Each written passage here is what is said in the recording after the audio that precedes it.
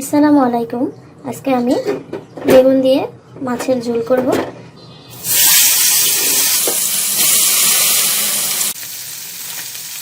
আমার মাছগুলো ভাজা হয়ে গেছে, এখন আমি এগুলো নামিয়ে নেব। বেগুনগুলো ভাজা হয়ে গেছে, এখন আমি এগুলোকে নামিয়ে নেব। এখন আমি রান্না করার জন্য প্রথমে কড়াইতে তেল, পেঁয়াজটাকে হালকা একটু তেলের মধ্যে ভেজে নেব। পেঁয়াজটা ভাজা হয়ে গেছে, এখন আমি সামান্য একটু পানি দিয়ে দেবো। দিয়ে আমি হলুদ, মরিচ, ধনিয়া গুঁড়া একসাথে দিয়ে দিচ্ছি। মশলাটা কষানো হয়ে গেছে। এর জন্য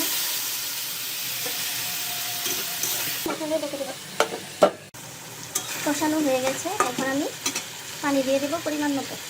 এখন আমি ভেজে রাখা সেই মাছগুলো দিয়ে দেবো।